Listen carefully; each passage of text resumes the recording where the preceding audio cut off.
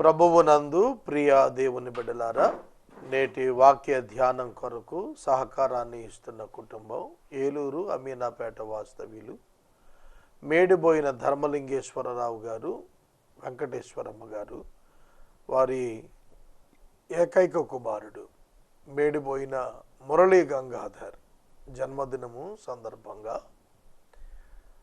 సహకారాన్ని ఇస్తున్నారు. కుటుంబ సభ్యులు ధర్మలింగేశ్వరరావు గారు, వెంకటేశ్వరమ్మ గారు, మురళీ గంగాధర్, దివ్య మరియు గోపాల్ సహకారం ఇస్తున్నారు.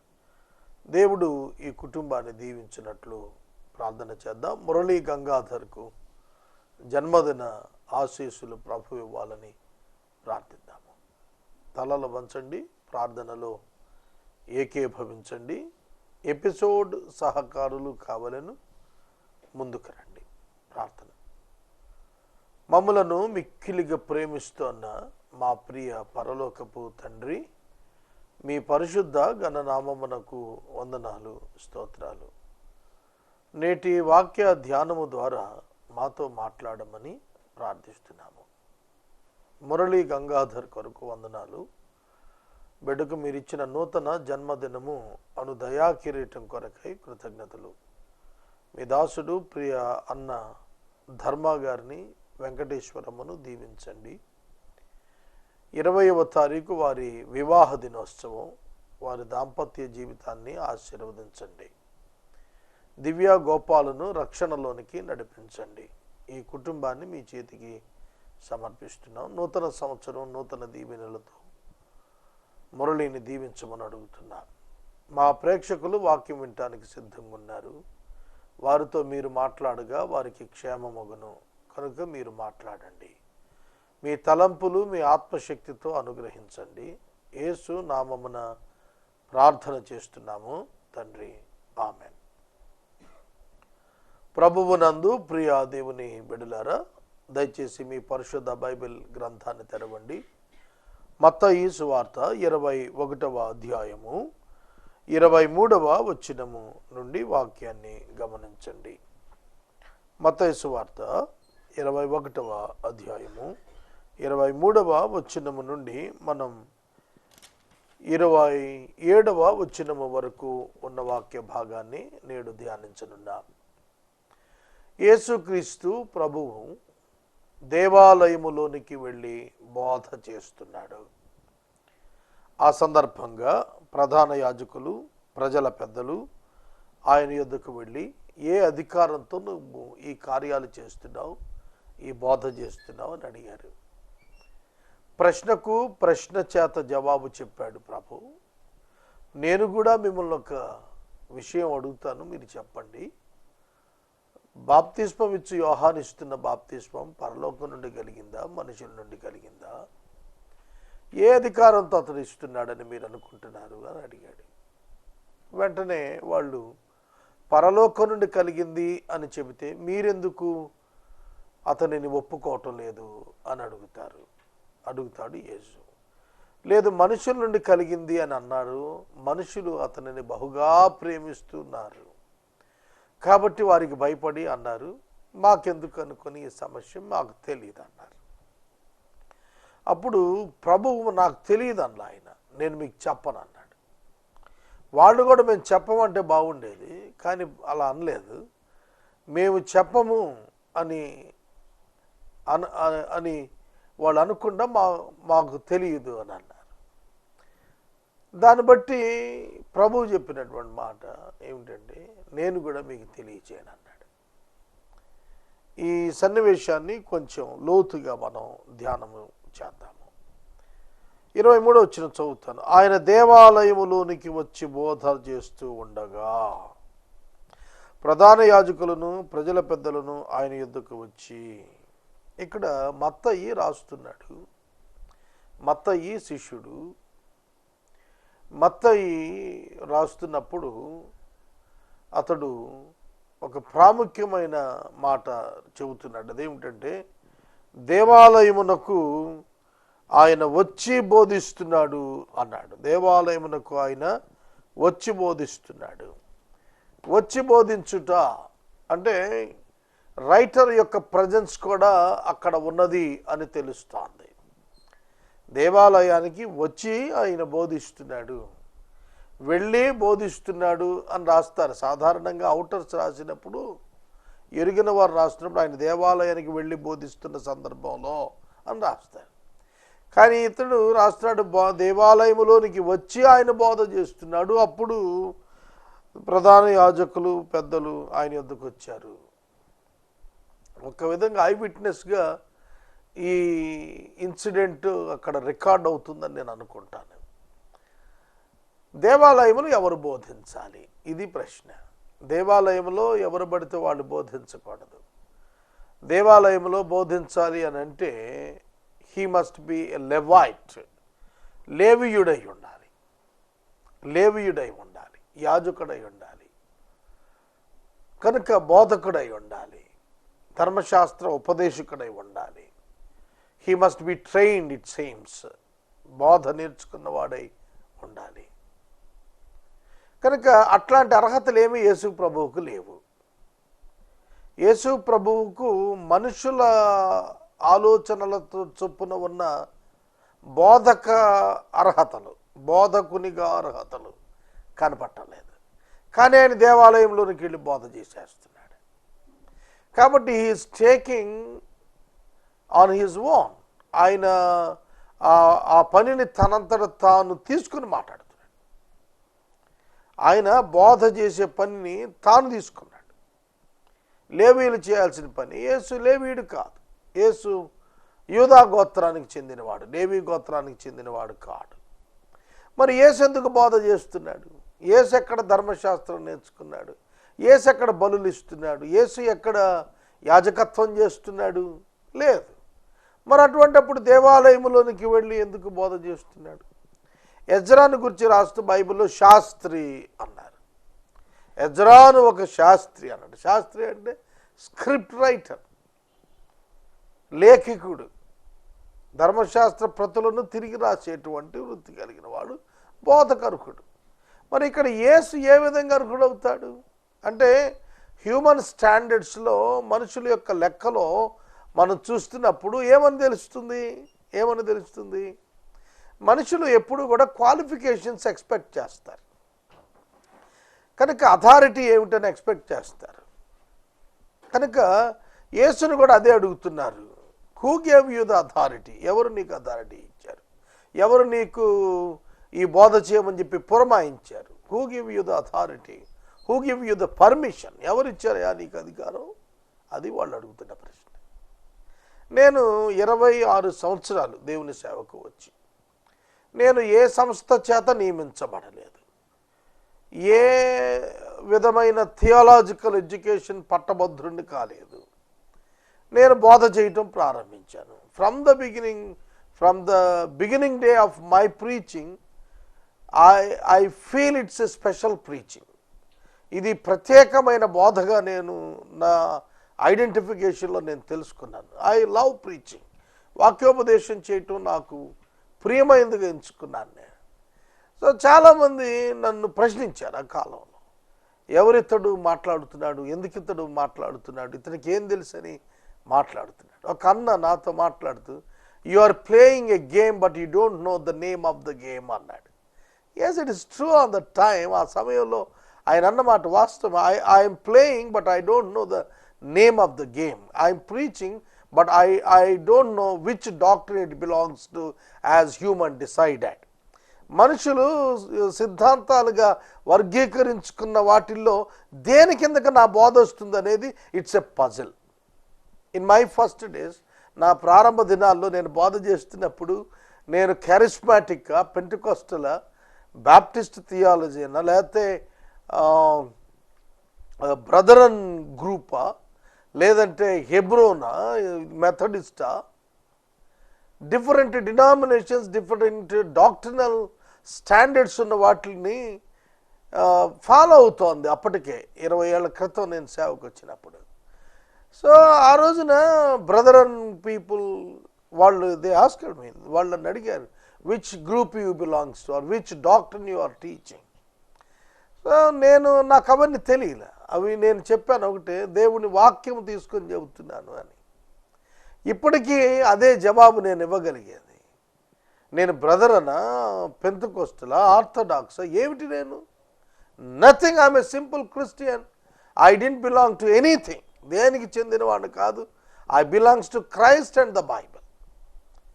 కనుక ఒక అధికారం, దేవుని వాక్యం చెప్పే అధికారం ఎవరు ఇవ్వాలి?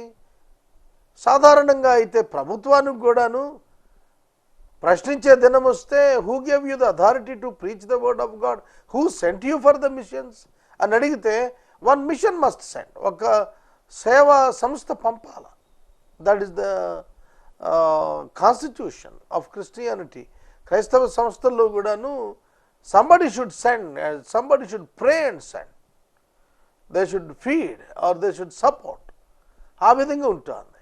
కానీ అలా లేకుండా వచ్చినటువంటి వ్యక్తిగా నేను అనేకమైన విమర్శలు ప్రారంభ దినాలు ఎదుర్కొన్నాను. ఇప్పుడంటే లాంగ్ స్టాండింగ్ అయిపోయింది, 26 ఏళ్ళు అయిపోయింది. I was proven by my action of preaching. నేను బోధించడం పబ్లిక్ తెలిసిపోయింది కనుక నేను వాక్యం నుండి ఖచ్చితంగా సత్యాన్ని చెబుతాననేది అర్థం చేసుకున్నాను. కనుక ఆనాడు యేసు ప్రభువుకి వచ్చినటువంటి ప్రశ్న నేను కూడా నా మినిస్ట్రీలో నేను చూశాను. ప్రభువుని అడుగుతున్నారు, ఈ అధికారం నీకు ఎవడిచ్చాడు? కనుక ఆనాడు బోధిస్తున్నవాడు లేవీయులు బోధించాలి, కానీ ప్రభు బోధిస్తున్నాడు. శాస్త్రులు బోధించాలి, కానీ ప్రభు బోధిస్తున్నాడు. కాబట్టి ఆ ప్రశ్న, ఏ అధికారం వల్ల నీవి కార్యాలు చేస్తున్నావు? ఎవరు నియమించారు? ప్రభుత్వమా నిన్ను నియమించింది? ప్రభుత్వం కాదు. మతమా నిన్ను నియమించింది? మతం కాదు. ఒక ప్రత్యేక వితండవాద నాయకత్వమా? కానే కాదు. మరి ఎవరు? Who gave you the authority to do all these things, all the healings, miracles, ఇవన్నీ నువ్వు చేస్తున్నావు. Who is behind you? Who sent you? Who gave you the authority? ఎవరు నీకు ఇచ్చారు ఈ అధికారం? ఎవరు పంపారు నిన్ను? ఎందుకు చేస్తున్నావు? సోదరుడా, సోదరి, ఈ అధికారము ఎవడు నీకు ఇచ్చెను అని అడుగగా, ఏ అధికారం అన్నారు? ఈ అధికారం ఎవడిచ్చాడు అంటున్నాడు. మందిరంలోకి వెళ్ళి బోధిస్తున్నాడు, సమాజ మందిరాలు బోధిస్తున్నాడు, కామన్ ప్లేసెస్లో యేసు బోధ చేస్తూ వచ్చాడు. ఆయన కొండ మీద ఎక్కి ఇలాగ బోధించుట ప్రారంభించాను. కనుక యేసు మాట్లాడుతున్నది ధర్మశాస్త్రం యొక్క అర్థాన్ని మించిన అర్థం మాట్లాడుతున్నాడు. ఆయన ధర్మశాస్త్రం యొక్క నియమాలను మించి అక్షరాన్ని మించి మాట్లాడుతున్నాడు ఆయన. అందుకే వాళ్ళు ఆశ్చర్యపడుతున్నారు, ప్రజలు ఆయనకి అట్రాక్ట్ అవుతున్నారు. అది చూసి తట్టుకోలేకపోతున్నారు యోధా మత నాయకులు. అందుకే అడిగారు, నేనును మిమ్మును ఒక మాట అడుగుదును. యేసు జవాబిస్తున్నాడు, నేనును మిమ్మును ఒక మాట అడుగుదును, అది మీరు నాతో చెప్పిన ఎడల నేనును నా అధికారము ఏ అధికారం వల్ల ఈ కార్యాలు చేస్తున్నానో మీకు చెబుతాను. నేను కూడా మిమ్మల్ని ఒక మాట అడుగుతాను, మీరు చెబితే నాకు జవాబు, నేను కూడా ఏ అధికారంతో ఈ పనులు చేస్తున్నానో చెబుతున్నాను అన్నాడు. మనం బైబిల్ గ్రంథంలో చూస్తే యోహాను 13:3లో సమస్తము ఆయన చేతికి అప్పగించబడింది అన్నాడు. యేసు ఆరోహణం అవుతూ అన్నాడు, సమస్త అధికారము నాకు అనుగ్రహించబడింది అని అన్నాడు. కనుక అధికారం కలిగిన వాడు ఆయనే. మార్క్ 2లో అన్నాడు, సర్వాధికారము నాకు అనుగ్రహించబడింది అన్నాడు. కనుక సర్వాధికారియగు దేవుడు అని చెప్పి రాస్తున్నాడు వాక్యాన్ని. కాబట్టి ఆయన యొక్క అధికారము దేవుని నుండి వచ్చింది అనేది ఆయన డిక్టేట్ చేశాడు. కానీ ఆ పెద్దలు దాన్ని వేరేగా మాట్లాడుతున్నారు, హ్యూమన్ అథారిటీ గురించి మాట్లాడుతున్నారు. దానికి ప్రభు అడుగుతున్న మాట 25వ వచనం, యోహాను ఇచ్చిన బాప్తిస్మము ఎక్కడ నుండి కలిగినది? చాలామంది అనుకుంటారు బాప్తిస్మము యేసు ప్రభు సమయం నుండి అని. కాదు, బాప్తిస్మం ఇచ్చు యోహాను బాప్తిస్మాలు ఇస్తున్నాడు. బాప్తిస్మం ఇచ్చు యోహాను బాప్తిస్మాలు ఇస్తున్నాడు. ఇప్పుడు మనం బాప్తిస్మం అనేది ఒక్కసారి చూస్తే లిటరల్గా నీళ్ళల్లో మునుగుట. ఇప్పుడు మనం పుష్కరాల సీజన్లో ఉన్నాం, ఇవాళ ఆఖరి తేదీ కదా పుష్కరాలకి. నీళ్లలో మునిగితే పాపం పోతుంది అనే కాన్సెప్ట్ పుష్కరాల్లో హిందూ మిథాలజీలో చెప్పినది సోదరులు ఎక్స్ప్లెయిన్ చేస్తున్నారు. బైబిల్లో నీళ్ళల్లో మునిగితే పాపం పోతుందా?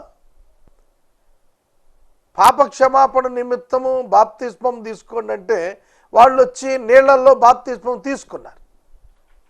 బాప్తిస్మం ఇచ్చి యోహాను ప్రకటన చేశాడు, మారు మనసు విషయము, పాప క్షమాపణ విషయము బాప్తిస్మం తీసుకోండి నీళ్లలో మునిగి లేచారు. ఇప్పటికీ చాలామంది క్రైస్తవులు అనుకునేది ఏమిటంటే ఫ్లోయింగ్ వాటర్లో మునిగితే ఫ్లోయింగ్ వాటర్లో పాపాలు కొట్టుకుపోతాయి అని. It's not the right understanding about the scriptures. కనుక నీళ్లలో మునిగితే పాపాలు పోతాయి అనేది బైబిల్ సమర్థించలేదు. కనుక water baptism cannot saves you. నీటిలో మునుగుట చేత నువ్వు తీసుకునే బాప్తిస్మం చేత మానవుని యొక్క పాపము కొట్టుకొని పోదు. ఇది మనం నేర్చుకోవాల్సింది. కొంతమంది ఈ మధ్యన బాప్తిస్మాన్ని పుష్కరంతో పోలుస్తున్నారు కనుక ఈ వివరణ నేను ఇక్కడ ఇవ్వాల్సి వచ్చింది. యోహాను ఇచ్చిన బాప్తిస్మం ఎక్కడి నుండి కలిగినది? అతడు సొంతగా ప్రారంభించాడా లేకపోతే దేవుడు ఆయనకి చెప్పాడా? జాగ్రత్తగా వినాలి. ఎందుకు ఈ మాట అడిగాడే దీనికి లింక్ ఉంది, లేకుండా లేదు. యేసుక్రీస్తు ప్రభువుకి బాప్తిస్మం ఇచ్చి యోహానే బాప్తిస్మం ఇచ్చాడు. బాప్తిస్మం ఇచ్చినప్పుడు యేసు అన్నమాట, నీతి యావత్తు నెరవేరినట్లు ఇప్పటికీ ఇలాగు కానిమ్ము, ఇప్పటికీ ఇలాగు కానిమ్ము. అలాగే యోహాను యేసును గురించి మాట్లాడుతున్నప్పుడు, పరిచయం చేస్తున్నప్పుడు చెప్పాడు, ఈ విధంగా జరిగించినప్పుడు ఒక సైన్ ద్వారా ఇతడు నా ప్రియకుమారుని చెప్పబడటం ద్వారా Jesus identified by the voice from the heaven as the Son of God. యేసుక్రీస్తు దేవుని కుమారుడిగా పరలోకం నుండి శబ్దం రావటం ద్వారా ఆయన శిరస్సు, ఆయన భుజము మీద పరిశుద్ధాత్ముడు పావురాకారంగా శరీర రీతికి నిలుచుట ద్వారా, ఈ ఇన్సిడెంట్ ద్వారా అక్కడ బాప్తిస్మం ఇచ్చి ఆయన డిక్లేర్ చేస్తున్నాడు, ఇదిగో లోక పాపములను మోసుకొని పోవు దేవుని గొర్రెపిల్ల. అక్కడ వెంటనే బాప్తిస్మం ఇచ్చి యోహాను గుర్తుపెట్టాడు, ప్రభువా నీ ద్వారా బాప్తిస్మము పొందవలసిన వాడనైనా నాతో నీవు బాప్తిస్మం పొందుతున్నావేమిటి? అప్పుడు ప్రభు అతనికి జవాబు చెప్పాడు, ఇప్పటికీ నీతి యావత్తు నెరవేరునట్లు ఎలాగూ కానిమ్ము. కాబట్టి బాప్తిస్మం ఇచ్చి యోహానునకు పరలోకమునందే తెలియచేయబడినది. యేసుక్రీస్తుని ఐడెంటిఫై చేయటం ఎట్లా అంటే at the time of the baptism.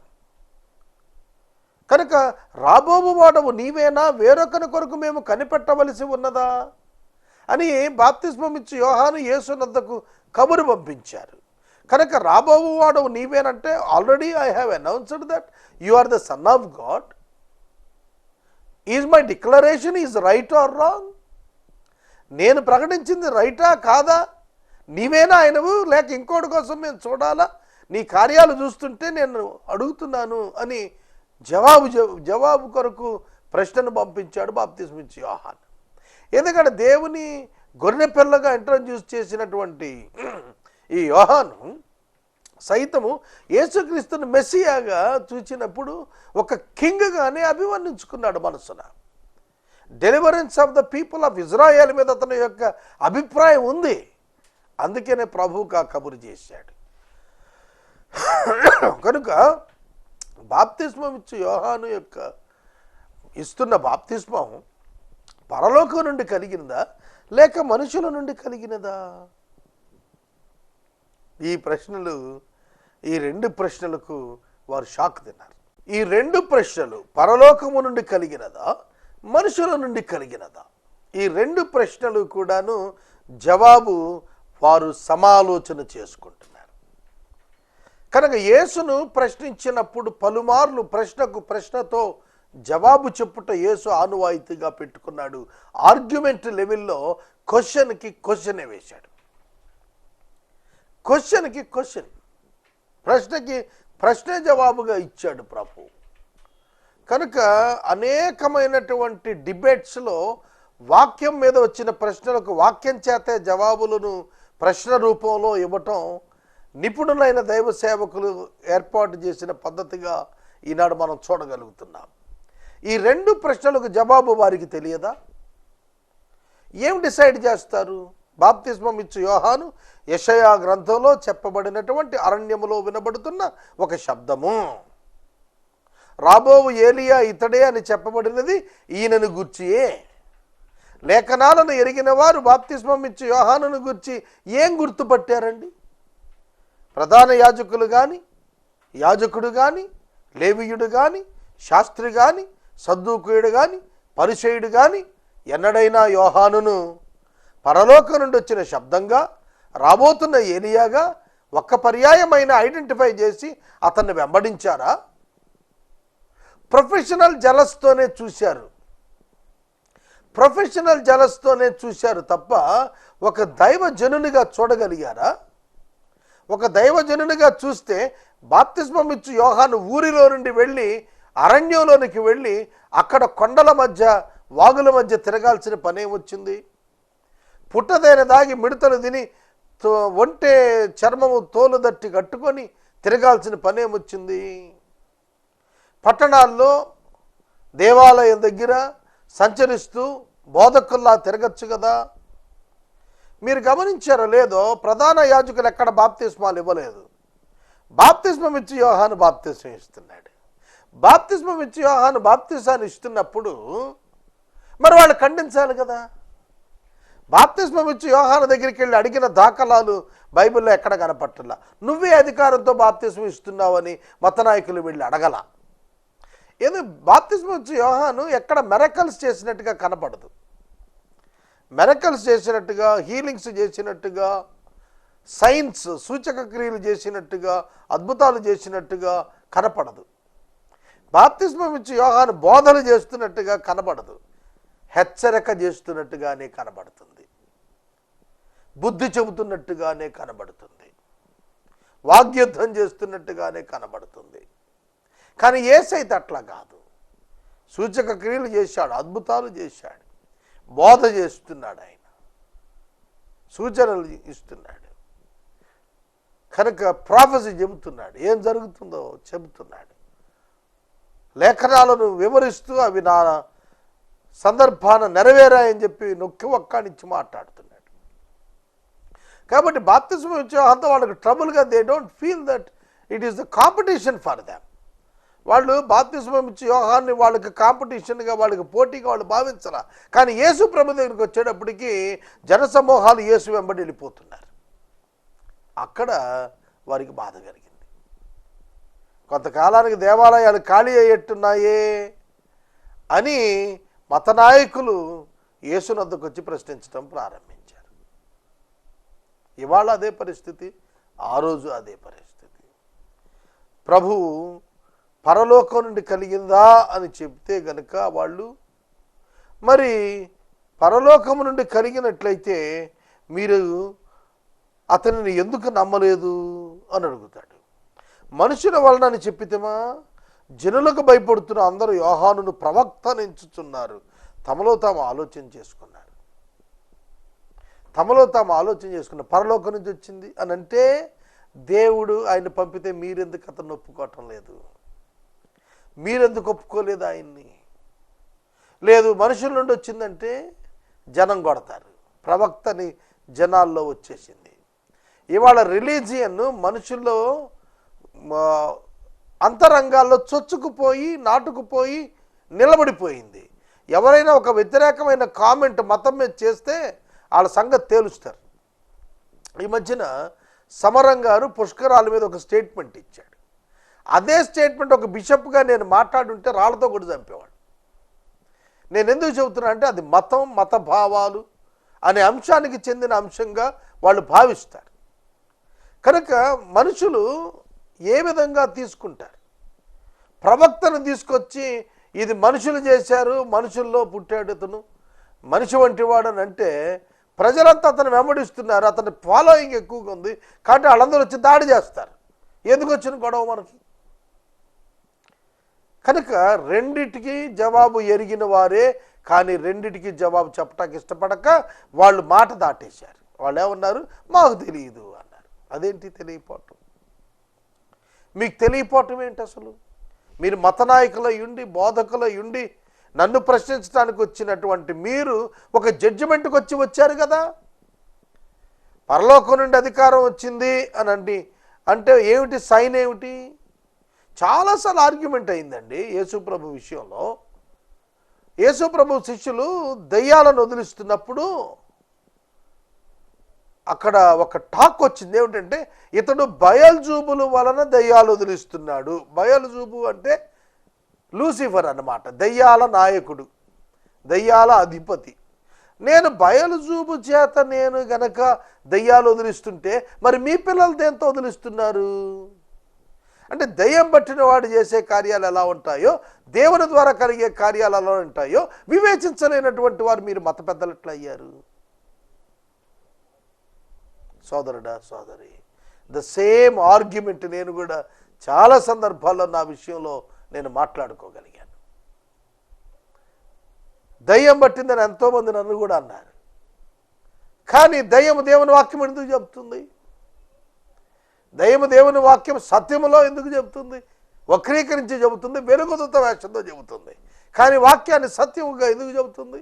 రక్షణ గురించి ఎందుకు బోధిస్తుంది? ఆ ప్రశ్నతో నేను కొందరిని ఎన్కౌంటర్ చేశాను నా విషయంలో. అదే ఇక్కడ ప్రభువు చెబుతున్న మాట, మీరు ఎందుకు అతన్ని నమ్మలేదని అడుగుతాడు. కాబట్టి నోరు మూసుకుందాం, మనం నోరు మూసుకుందాం. అప్పుడు ప్రభు అన్నారు, ఏ అధికారము వలన ఇది నేను చేస్తున్నానో అది కూడా మీతో చెప్పను. ముందే చెప్పాడు కదా, మాకు తెలియదని యేసుకు వారు ఉత్తరం ఇచ్చినప్పుడు నేను మీరు జవాబిస్తేనే జవాబు చెప్తానని ముందే చెప్పాడు యేసయ్య. అందుకే అన్నాడు, మీరు జవాబు చెప్పటం లేదు కదా, అందుకే నేను మీకు జవాబు చెప్పను. మీరు తెలియదన్నారు, కానీ నాకు తెలుసు ఎక్కడి నుంచి వచ్చింది అధికారం. నేను ఎక్కడ అధికారం కలిగి బోధిస్తాను నాకు తెలుసు, అది ఎక్కడి నుండి వచ్చింది అనేది మీకు చెప్పను. They are not fair to receive the answer from Christ. సోదరుడా, సోదరి, యేసు అధికారం పరలోకం నుండి ఇవ్వబడినది, దేవుని నుండి అనుగ్రహించబడినదిగా యేసు నరునిగా ఉండి మాట్లాడుతున్నాడు. యేసు ప్రభు మాటల్లో చిక్కేమిటంటే, నరునిగా ఉండి చెప్పిన మాటలను యేసు దేవుడు కాదని చెప్పడానికి అనేకులు వినియోగించుకుంటున్నారు అర్థం కాక. యేసు హైపోస్టాటిక్ యూనియన్, ఒకే సమయాన 100% నరుడు 100% దేవుడు. ఆయన నరావతారిక శరీరంలో ఉన్నప్పుడు నరునిగా మాట్లాడుతున్నప్పుడు ఆయన నరునిగానే మాట్లాడాడు, నరునిగానే వర్ణించుకున్నాడు తన్ని. కాబట్టి ఈ డిఫరెన్సియేషన్ అర్థం కాక చాలామంది యేసును బోధకుడనో ప్రవక్తగానో మిగిల్చేసుకున్నారు వారి మనసుల్లో. అది కరెక్ట్ కాదు. కాబట్టి ఏ అధికారం వల్ల ఈ కార్యాలు నేను చేస్తున్నానో అది కూడా నేను మీకు చెప్పనన్నాడు. సోదరుడా, సోదరి, యేసు ఈ ఆర్గ్యుమెంట్స్లో వారి నోరు మూసి పంపించాడు. రేపటి వాక్య ధ్యానంలో 28వ వచనం నుండి చదువుకుందాం, ప్రార్థన చేసుకుందాం. నేటి వాక్య ఉపదేశానికి సహకారం ఇచ్చిన కుటుంబం అమీనాపేట వాస్తవ్యులు మేడిపోయిన ధర్మలింగేశ్వరరావు గారు, వెంకటేశ్వరమ్మ గారు, మురళీ గంగాధర్ గారి జన్మదినం సందర్భంగా దివ్యా గోపాల్ సహకారం ఇస్తున్నారు. దేవుడు ఈ కుటుంబాన్ని దీవించును గాక. ప్రార్థన చేద్దాం. మమ్మల్ని మిక్కిలిగా ప్రేమిస్తున్న తండ్రి, వందనాలు. మురళికి మీరు ఇచ్చిన నూతన దయా కిరీటం కొరకు కృతజ్ఞతలు. మురళిని దీవించండి, ఆశీర్వదించండి. ప్రత్యేకంగా ఈ రాత్రి మీ చేతులకు మమ్మలను సమర్పిస్తున్నాం ప్రభు. మేలులతో నింపమని అడుగుతున్నాము. యేసు దివ్యనామమని అడుగుచున్నాము తండ్రి, ఆమేన్. తండ్రి అయిన దేవుని ప్రేమ, కుమారుడైన యేసయ్య కృప, పరిశుద్ధాత్మని యొక్క అన్యోన్య సహవాసం సదాకాలం మనందరికీ తోడైనడు గాక. ఆమేన్.